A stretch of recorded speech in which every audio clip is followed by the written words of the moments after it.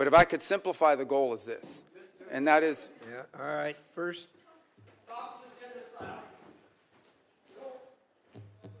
Carry on.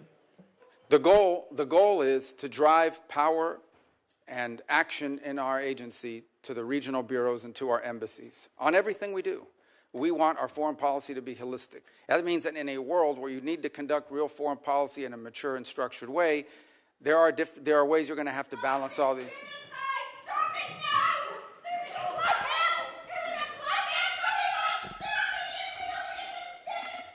Actually, Senator Rubio, we're making progress. There's protesting in English now. Oh, remember that? Yeah. Remember last time. So we have to understand, and that's why we think it's so important that our regional bureaus be at the core and at the heart of everything we do. And the reality is that there are many of these programs. Some are good programs.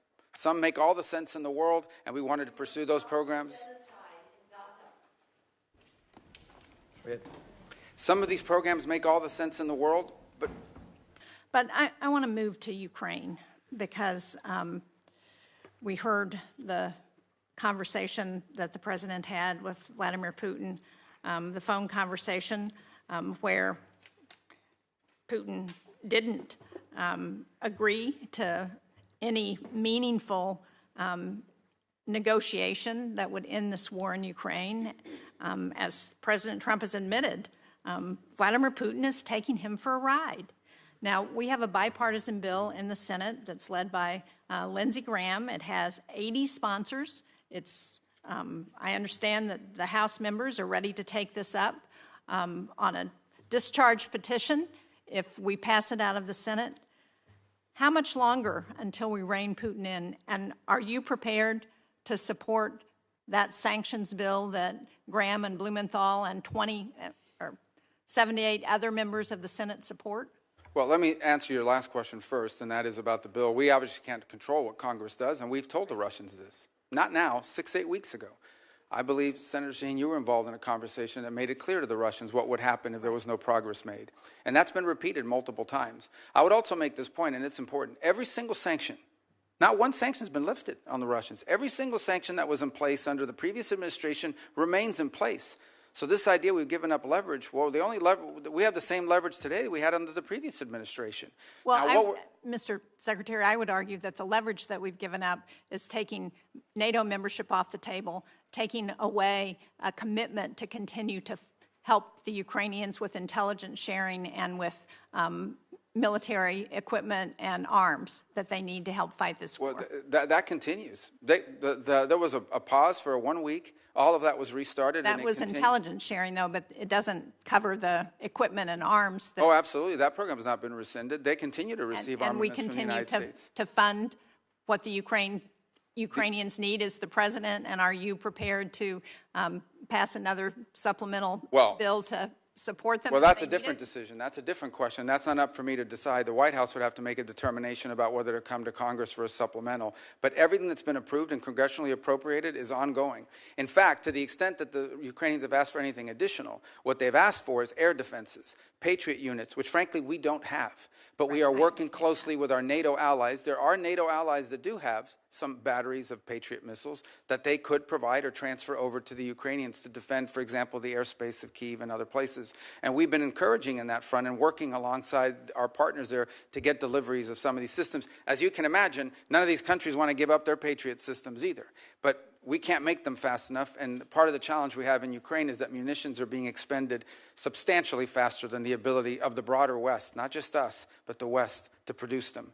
Now, that said, on the issue of Ukraine, here's what we can all agree on. There is no military solution to this crisis. Right. It will have to end in a negotiated settlement. And the fundamental challenge we have in Ukraine is this. Russia wants what they do not currently have and are not entitled to, and Ukraine wants what they cannot regain militarily. And that's been the crux of the challenge. I don't disagree with that at one level, but on the other hand, what Vladimir Putin is doing now is playing for time, and he's playing this president like a fiddle. And the longer he plays it, the more opportunity he has to gain territory in Ukraine, and the harder it's going to be to get him to the table. What we need to do is to put pressure on Vladimir Putin in every way we can to ensure that we can get them to the negotiating table. Well, I disagree with this playing with a fiddle analogy, because the truth of the matter is when Vladimir Putin woke up this morning, he had the same set of sanctions on him that he's always had since the beginning of this conflict, and Ukraine was still getting armaments and shipments from us and from our allies, and the European Union is about to impose additional sanctions, and the U.S. is looking for no Patriot batteries to be able to transfer from other NATO nations into Ukrainian hands. And what the president's trying to do is end a war. He's trying to end a bloody, costly war that neither side can win, and people are dying every single day.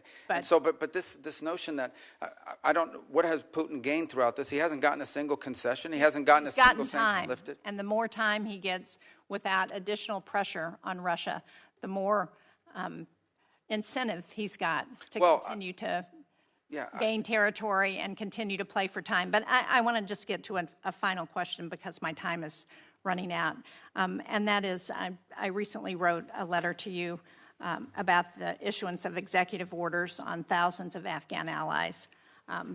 These are people who fought alongside our military during the war in Afghanistan. They've been stranded in Qatar and Albania and Pakistan and Afghanistan. These are individuals who have been vetted already. They're ready to travel to the United States. And the question I have is this administration going to allow them to come to the United States as it promised? Because unless we're willing to keep our commitments to those people who were willing to fight and die alongside of us, then how can we ever ask people to do that again? Yeah, a couple points. Some of those are I think the issues that's getting mixed up here is whether we are going to pay for them to fly to the United States once a visa is issued, or whether they have to find their own transportation to the U.S. So there's two separate topics: our payment to move people forward, but also the issuance of the visas. And when that is still going through an internal review as to who is going to be allowed in, there's been a review of the vetting process that's been used. Frankly, there have been some errors found in the previous vetting process that we're concerned about, and I'm separating out from that audience people who we have closely vetted because we've been working alongside them for many years with regards to their service alongside our intelligence forces or special operators on the ground from the broader. Remember, they're also bringing dependents with them.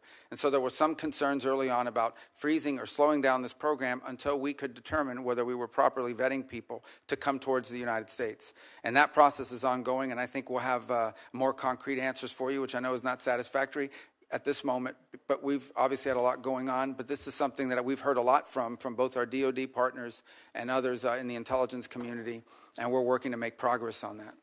I'm out of time, but just to clarify, on last week, Secretary Noem announced that temporary protected status, which I understand is not exactly the same, but for over 8,000 Afghans would end on July 12th. Many of those people are people, again, who fought and died alongside of our men and women in the military. And for us to send them back to sure death at the hands of the Taliban is just not what they were promised when they agreed to fight with us. Thank you, Mr. Chairman. Mr. Secretary, I wanted to talk to you about the president's personal business interests. During his first term, he made the decision to not enter into any new business deals during his presidency, that Trump-affiliated businesses would not enter into any foreign business arrangements. And that made sense because obviously it can be confusing for foreign governments to know how to try to win favor with the U.S. government if they have one route, making concessions that are good for U.S. national security, and they also have another route, which is perhaps helping the president's business interests. The president obviously changed that policy, and in this administration, his business interests are announcing new agreements and new investments into those business interests by foreign governments. And I think it stands to reason that creates a real problem for foreign policy, and it creates a problem for foreign governments in which they don't exactly know what the best way is to try to get on good terms with the U.S. government and with the White House. Is it to do what's right for American national security, or might it also be to do a business deal with the President of the United States or the entities that he controls? Just to clarify, when the President's businesses are engaged in negotiations, for instance, with the UAE, on their stablecoin business. There was this big investment announced recently. You are not part of those negotiations. Those are being done by the president's family or those representing the president's business. Yeah, I'm not aware the president's involved in managing any business. He's other than the presidency of the United States. His family is allowed to make business deals. They continue to operate the enterprises that his family ran.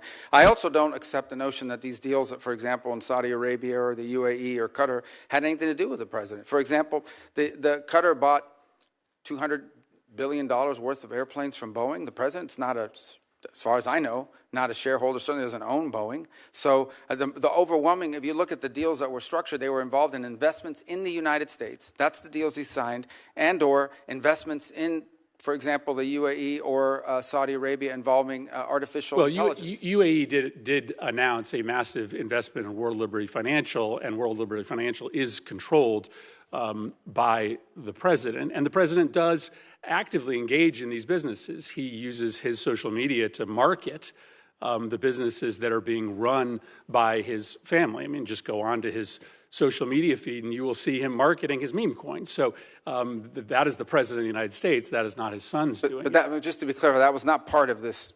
That was not an announcement as part of this trade visit that was conducted into the Middle East. Well, whether or not it was made during the time the president was there are obviously business deals being done between Trump entities and these countries. Let me ask you about the one that is probably most confusing to this committee, which is the planned gift of a plane to either the United States government or the president.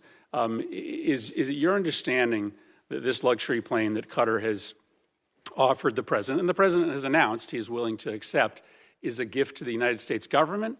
Or is it a gift ultimately to the president himself that he can use in his library? Well, you'd have to talk to the Department of Defense because this is a replacement or at least a temporary bridge plane for Air Force One, the new Air Force One, which is way off its delivery schedule. And so that would have to be with the Air Force. They operate Air Force One.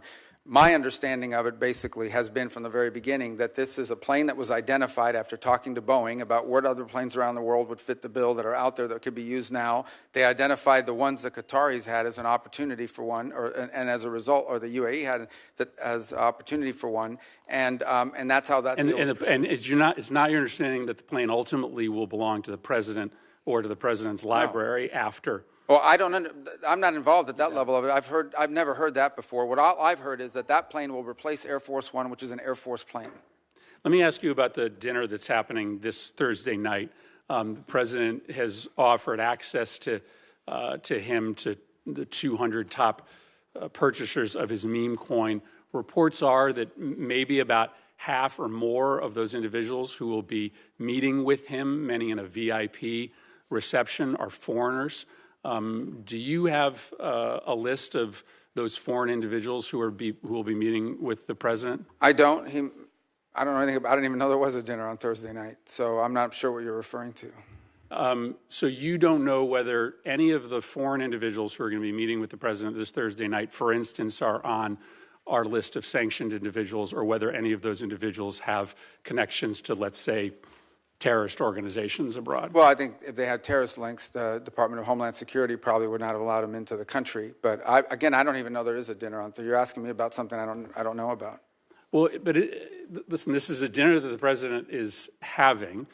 It is likely going to involve some very significant foreign interests. You have to be pretty wealthy in order to be able to get inside this dinner. Isn't that a relevant question for the Secretary of State? Yeah, I'm not the social Which foreign secretary, interests are going to be speaking to the president? I mean, it's kind of naive to believe that they aren't going to be in that room talking about national security matters. Well, I don't think that that's the case at all, because I would be aware if it was the case. The truth of the matter is I interact with government officials and others in governments of other countries. That's what I don't say. You're asking me about a dinner I don't know anything about. I can't answer you because I don't know anything about this dinner. It's the first I heard of it. Like I said, I don't keep the president's social schedule. It's not on my phone. It's not in my pocket. I don't even know. I can't comment on a dinner I know nothing about. Yeah, I think that represents a real problem for this committee, because there is clearly a way around the State Department for foreign individuals of significant influence and wealth to be able to directly lobby the president of the United States. But I don't think your that's answer fair. is that you don't know this is happening. Well, I don't know that there's that a dinner. in and of itself is I don't know that there's a dinner, and I don't know what the guest list is, but I can tell you I've run into the president of FIFA from the World Cup. He's here all the time. I see him. He's a private individual. It's not a government entity, and he's met with the president and is friendly with the president. He doesn't have to go through me to meet with the president. The president has relationships and friends and people he's known for a long time. Some of them are foreigners. That's not unusual. Yeah, but you're asking me about a specific dinner and implying nefarious impact. I can't comment on a meeting with the dinner. president. I think you should probably endeavor to get your hands on the list to make sure that there aren't individuals there who are perhaps contravening national security interests that the Well, I don't think Department that's, of I don't State have any is concern about that. prioritizing. Ultimately, I don't have any concern that the president having dinner with someone is going to contravene the national security of the United States. Thank you, Mr. Chairman. Mr. Secretary, I want to ask you about the program.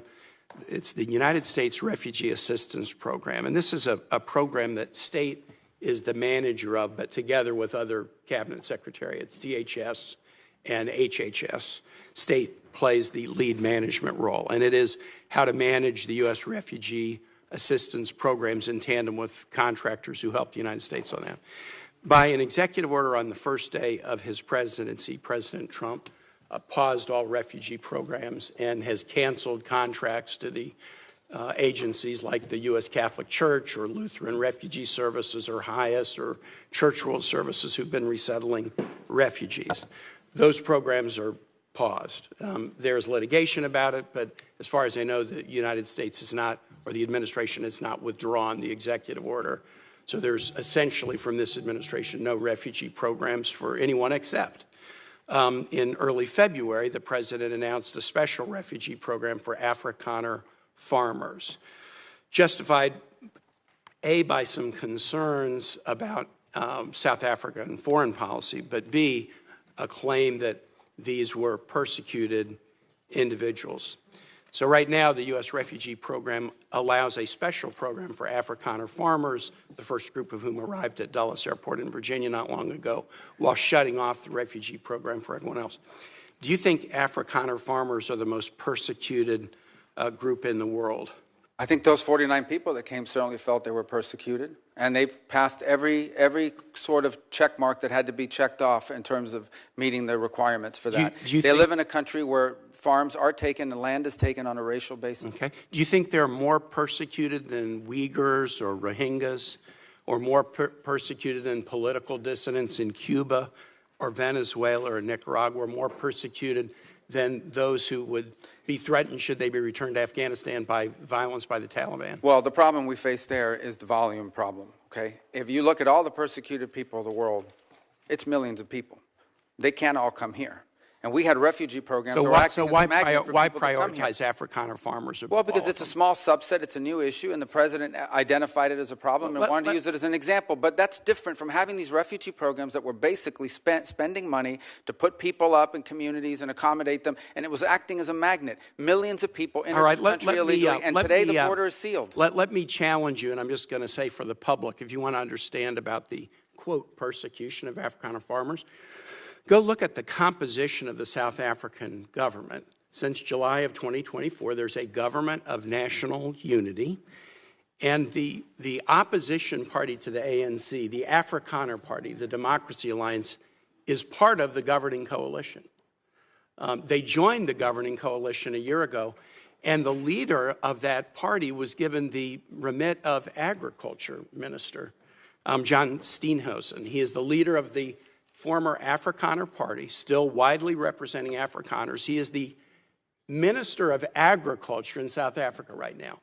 I assert that this claim that there's persecution of Afrikaner farmers is completely specious. Are you aware ever during the apartheid era in South Africa did the United States establish a special program to allow South African blacks who were treated as second-class citizens in the apartheid program, a special program that they could claim refugee status in the United States? No, because I was probably in 9th grade or 8th grade at the time. Yeah, well, then I don't expect you to know. I'll just tell you, never has there been a program, a special program for Africans to come in as refugees to the United States. We've allowed special programs for people being persecuted for their religion, Soviet-era Jews. We've allowed special programs for people fleeing from communism, Cuba, Vietnam, the Soviet Union.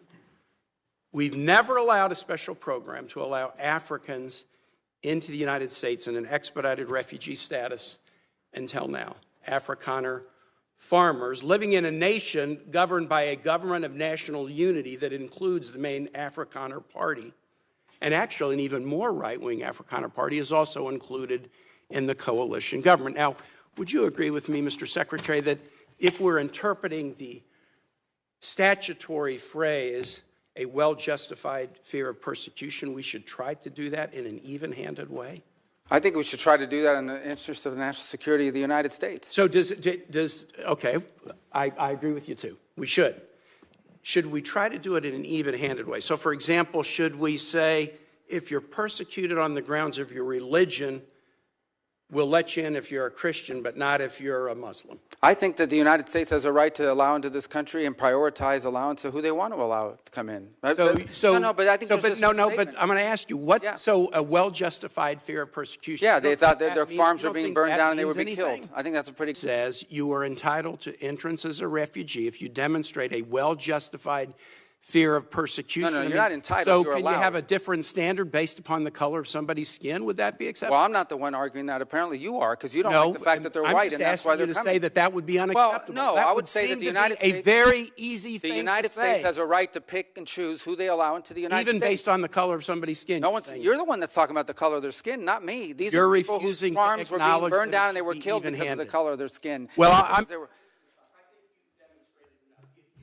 Well, you've demonstrated enough because you think anyone should be allowed into this country for any reason because they met a certain criteria. Who has said that? We are going to prioritize people that come into our country on the basis of what's in the interest of this country. That's a small number of people that are coming. But you said this weekend that there would be more. But in other cases, it's harder to vet. In other cases, it's more difficult. And by the way, the United States admits people every year. 1 million people come to this country every year legally. 1 million. And people now a year come to this there country is legally. one group of people that have an easy pass into this country. For the first time, this administration has said Afrikaners get an easy pass and refugee programs for the remainder of the world are shut off. And you can't say to the American public that we should apply this statute in an even-handed way. No, I think it should be applied in a way. No, you shouldn't be shocked. It should be applied in the national interest of the United States. Our immigration policy should be based on the national interest of the United States, period. End of story. If there is a subset of people that are easier to vet, who we have a better understanding of who they are and what they're going to do when they come here, they're going to receive preference, no doubt about it. There are a lot of sad stories around the world, millions and millions of people around the world. It's heartbreaking.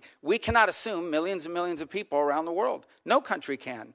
So you have to have a process of deciding who do you prioritize, who do you allow in. We do it all the time. We do it in our immigration system now under our current laws. Unfortunately, it's primarily based on family connection and not on what they're going to contribute to the society from a merit standpoint. That should be changed, but that'll require statutory changes. But the bottom line is this notion that somehow we have to accept anyone who wants to come to the United States is absurd. No country in the world has an immigration policy like that. And no one is arguing that we should. I yield back, Mr. Chair. Mr. Secretary, you and I served together in Congress for 15 years. We didn't always agree, but I believe we shared some common values. A belief in defending democracy and human rights abroad and honoring the Constitution at home. That's why I voted to confirm you. I believed you would stand up for those principles. You haven't. You've done the opposite. And you used to speak with conviction about the importance of foreign aid as a tool to advance American values and interests. Then you stood by while Elon Musk took a chainsaw to USAID and other assistance programs. That has left a staggering toll. Broken trust with countries, openings for China and other adversaries, and countless preventable deaths of children and others. Take Sudan, for example. The freezing of U.S. humanitarian assistance forced the closure of nearly 80% of the emergency food kitchens there. 2 million famine-affected people were left without access to food. People died because of those actions. Mothers, fathers, and children. Tons of emergency food that could have saved their lives was left rotting in warehouses because you and Elon Musk refused to let USAID do its job. Sudan is a country where, by the administration's own determination, a genocide is unfolding in Darfur. But here's where it goes from cruel to despicable. While cutting off food aid to Sudanese families living through an actual genocide, you're fast-tracking white South Africans for refugee status under a manufactured claim that they are the victims of genocide. You tried to block the admission of individuals who had already been approved to come here as refugees while making bogus claims to justify granting such status to Afrikaners. You've made a mockery of our country's refugee process, turning it into a system of global apartheid where political ideology and race, more than truth or need, matter. And while you've turned away from a genocide in Sudan and invented one in South Africa, you teamed up with President Trump to throw the Ukrainian people under the bus and have been played like a fiddle by Vladimir Putin. Of course, Donald Trump not only said he would end the war in Ukraine on day one, he also said he would end the war in Gaza on day one. And yet last week, you were all running around to Gulf states, giving away very sensitive American AI and chips technology, but doing nothing to end the war in Gaza and get the remaining hostages returned. You know that for 78 days, the Netanyahu government did not allow a scrap of food to enter Gaza to reach over 2 million civilians.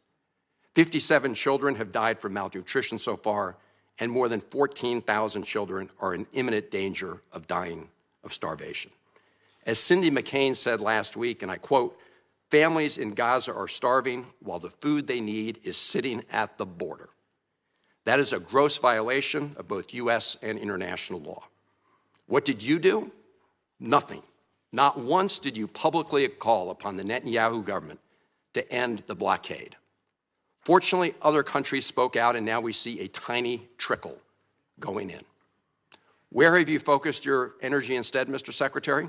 Well, your first trip as Secretary of State was to El Salvador, not to promote democracy, but to cozy up to President Bukele, who calls himself the world's coolest dictator. The result was a cash for collusion deal to deprive people living in America of their constitutional rights to due process. The Supreme Court, in a 9-0 decision, instructed you to facilitate the return to the United States of Abrego Garcia, who the administration admitted was wrongfully deported to El Salvador. Your response?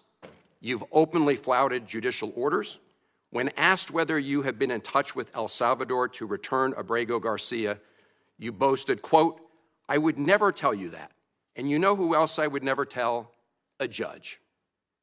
Clearly, you don't care about the Fifth Amendment right to due process, and you don't care about the First Amendment either, since you've been very busy snatching students off of college campuses for exercising their right to free speech. You dredged up a relic from the McCarthy era to claim that student protesters posed a threat to the foreign policy of the United States. Give me a break, Mr. Secretary. You know as well as I do this isn't about national security. It's about punishing free speech. And you know that in America, the government doesn't get to use its power to punish speech it doesn't like. Yet in March, you boasted about revoking student visas, saying, and I'm quoting, "We do it every day. Every time I find one of these lunatics, I take away their visa," unquote. Let's look at one of those lunatics, Mr. Secretary, Ms. Ozturk. Her crime was co-authoring an op-ed in her college paper critical of Tufts University's response to the war in Gaza. Your own department found 0 links to terrorism, no anti-Semitic statements, but you still yanked her visa and shipped her off to detention in Louisiana. And the list goes on and on. The federal judge in the case of Mohsen Madawi, who was the Columbia student who was ambushed by federal agents at his citizenship appointment, said, and I quote, this is the judge, "Legal residents not charged with crimes or misconduct are being arrested and threatened with deportation for stating their views on the political issues of the day. Our nation has seen times like this before, especially during the Red Scare and Palmer raids. Like the McCarthy-era witch hunts of the 1950s, your campaign of fear and repression is eating away at foundational values of our democracy. Back then, it took one voice, Attorney Joseph Welch, to cut through the hysteria with the simple question that marked the beginning of the end of that shameful era. He asked Senator McCarthy, have you no sense of decency? And I would ask you the same, Secretary Rubio. But you have shown, through your words and your actions, what the answer is. And I have to tell you directly and personally that I regret voting for you for Secretary of State. I yield back. May I respond?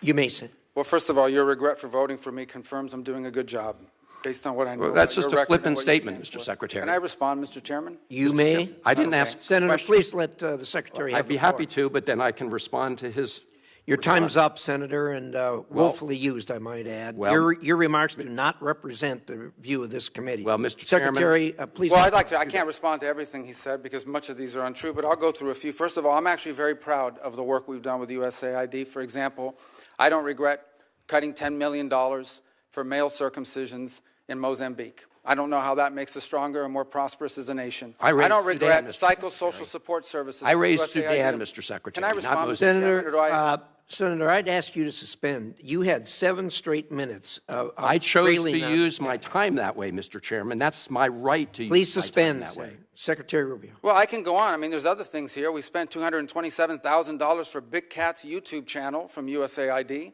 We spent $14 million for social cohesion in Mali, whatever the hell that means. So I can go on and on. I got the list here, and there's more. I didn't even bring the whole list. In the case of El Salvador, absolutely.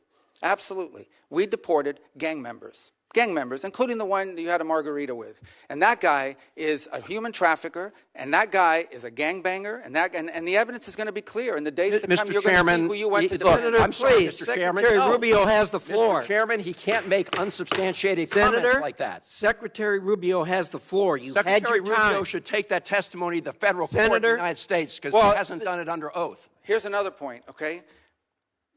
There is a division in our government between the federal branch and the judicial branch. No judge in the judicial branch cannot tell me or the president how to conduct foreign policy. No judge can tell me how I have to outreach to a foreign partner or what I need to say to them. And if I do reach to that foreign partner and talk to them, I have under no obligation to share that with the judiciary branch. Just like a judge cannot order me to negotiate with a foreign minister of Russia, they cannot order me to negotiate with a foreign minister or the president of El Salvador. And if I did negotiate with them, which we have responded to them, and we've told them we've had communications with the president of El Salvador, I am under no obligation under our division of powers in this country and to share with the judicial branch how I conducted diplomacy of the United States. It would actually be counterproductive. If I started sharing with courts, or frankly, with the media, my conversations with foreign leaders and all of their details, no foreign leader would talk to me again, and we would break trust with them. So I have complied with every court order. What I won't comply with is an order to disclose what I'm saying and what we're talking about with a foreign leader, because then they won't talk to me. Diplomacy doesn't work that way. About the student visas, let me say this. I don't deport anybody, and I don't snatch anybody. The State Department does not have officers in the street snatching everybody. What I do is revoke visas, and it's very simple. A visa is not a right. It is a privilege. People apply for student visas to come into the United States and study. And if you tell me that you're coming to the United States to lead campus crusades, to take over libraries and try to burn down buildings and acts of violence, we're not going to give you a visa. Is that what Ms. Ozturk did? We're not going to give you a visa. Is that what she And if you did? do Come that- on, Mr. Secretary. And every single You're one of just these blowing cases, the smoke factors here are now. different. Senator, the bottom line is if you're Senator, coming here to stir up trouble on our campuses, we will deny you a visa. And if you Does have the a First visa Amendment and we find apply you, to we'll people revoke living it. in the United And States? we're going to do more. There are more coming. We're going to continue to revoke the visas of people who are here as guests and are disrupting our higher education facilities. People are paying money. These kids pay money to go to school, and they have to walk through Writing a bunch an of op-ed lunatics to the who are Tufts here on student newspapers visas. disrupting the Simple foreign as policy that. of the United I want to States. do more. I hope we can That's find more of these people. pathetic, Mr. In fact, the other day, some guys led a riot. I forgot what university it was, and I asked, please, can you find the arrest records of all the people that were arrested at that riot at that campus? Because if any of them have a visa, we're going to revoke it. I feel so much safer All right, when you lock let's, up people like Ms. Ozturk, Mr. Secretary. We've had enough time on the subject. Thank you very much. And we're going to move to Senator Lee.